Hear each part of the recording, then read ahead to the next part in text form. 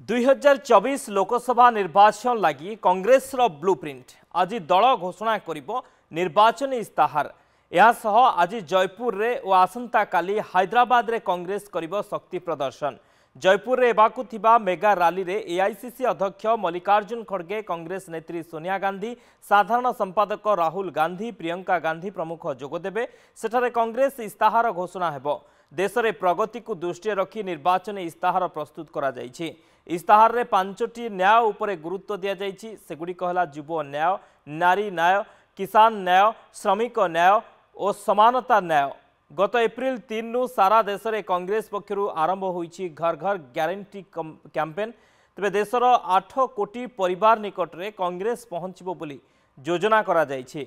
भारत जोड़ न्याय यात्रा बेले देश में न्याय प्रतिष्ठा नहीं आह्वान देइथिले कांग्रेस नेता राहुल गांधी।